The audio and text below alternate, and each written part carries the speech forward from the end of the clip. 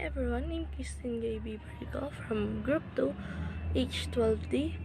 In our subject, 21st century, we are tasked to recreate and to retell a Filipino folk literature. And the Philippine folk literature that we chose is the Tuwaang and the Dalaga of Buong ng Langit.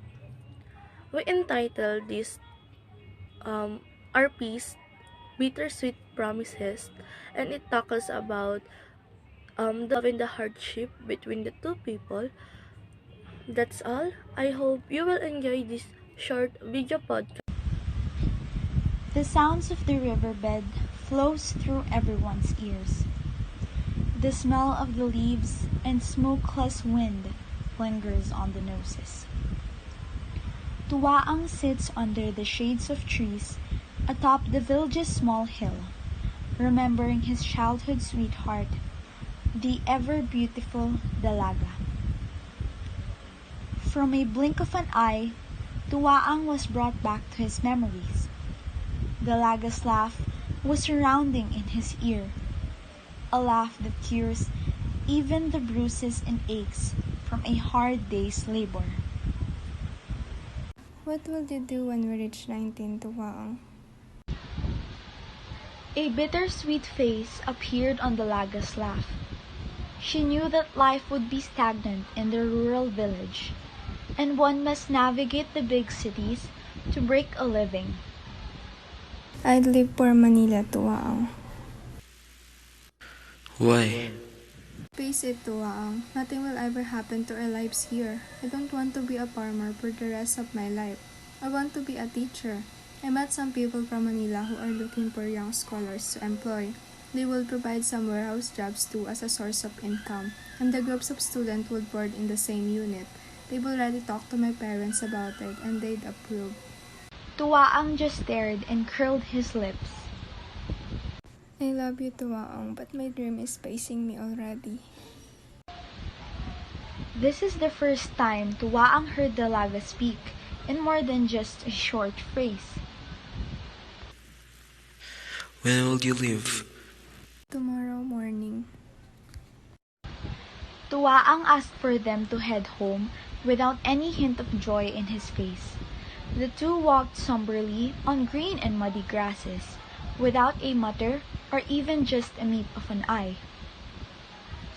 Morning came, and Tuwaang just observed from the distance as Dalaga bids everyone farewell.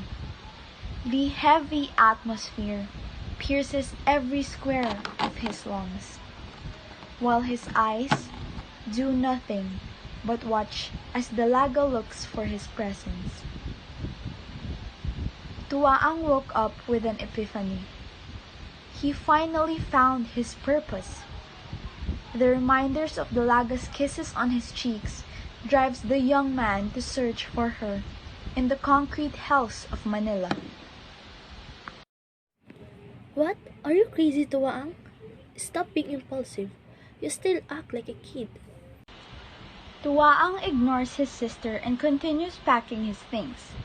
Right now, no one can stop Tuwaang in his desire to see Dalaga once again. Tuwaang, I've been telling you that she is not worth it. Tuwaang, you can love whoever you want, but please, not Dalaga. You came from a well-known family, and Dalaga came from the poorest family in our town. It's a disgrace to our family. She kept on nagging Tuwaang on how she dislikes Dalaga while he finishes packing his things. Can I teach my heart to unlove her? Do I still look like a kid? For God's sake, I'm already 24. I can decide for myself. Tuwaang can't take it anymore, and he bursts out in front of his sister. No one can badmouth the love of his life in front of him. The room suddenly filled with silence. His sister stood in front of him and slapped Tuwaang's face.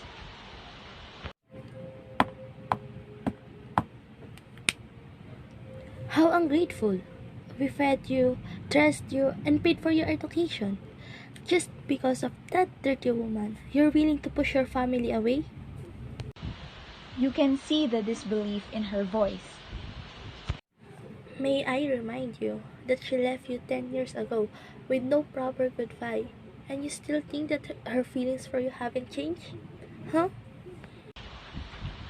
Those last words made Tuwaang's world stop. His head suddenly filled with thoughts.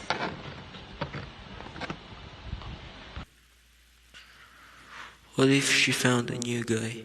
What if she already has a family? What if she already forgot about me? What if she's already dead? What if she already moved out from this country? What if she didn't love me anymore? Questions and what-ifs kept flowing inside Tuwaang's head. So, did I knock your senses back, Tuwaang? Huh? No, you can't change my mind. I'll find her no matter what. I don't care if I die in the process. I'll do anything for her. Love is war and I'm her soldier.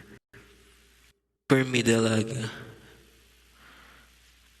I'll find you, my Agapima. I'm coming. Those are the last words Tuwaang said before leaving their town. Little did Tuwaang knew that he was about to face something big as he made his way to Manila to find Dalaga. But the man persevered. It was a 12-hour bus trip.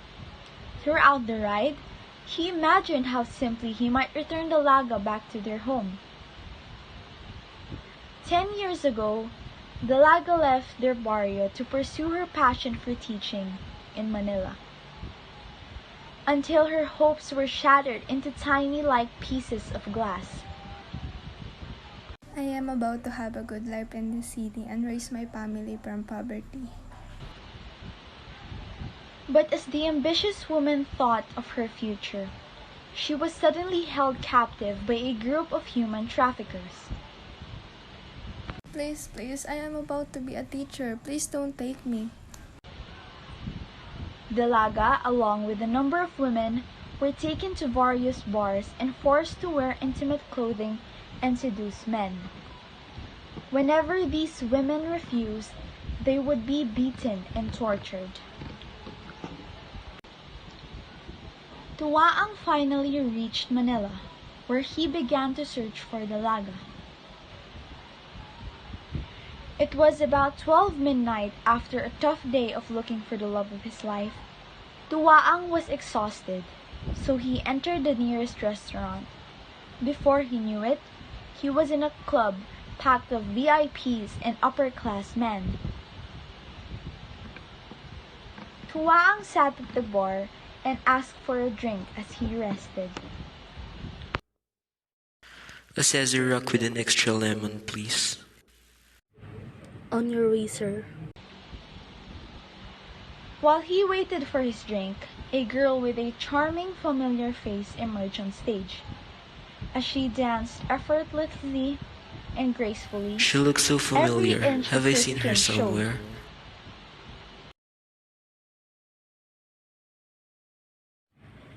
She is the most attractive among any woman here. He said her name is Dalaga. Tuwaang's senses were alerted when he noticed Dalaga standing right in front What of is she him. doing here? His mind Why is she began in a to place race with like questions. this?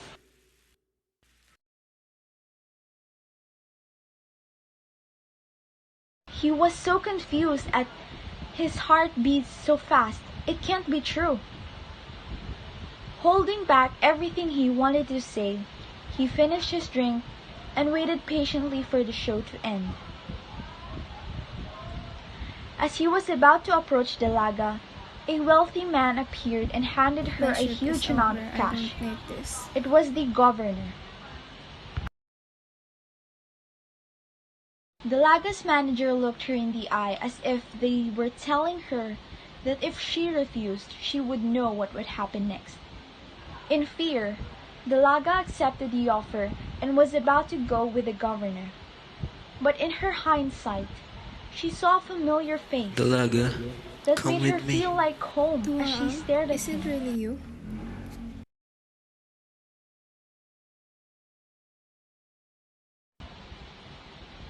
Dalaga gave Tuwaang a big smile. She knew she was safe.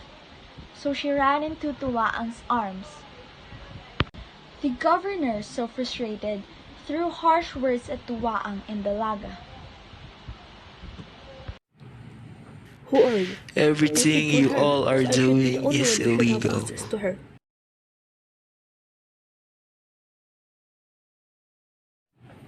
I can do whatever I want. No one can tell me to stop doing this for my pleasure. I could even buy your soul, you ignorant fools. The governor signaled his man to beat Tuwaang until he felt like dying. Please don't hurt him.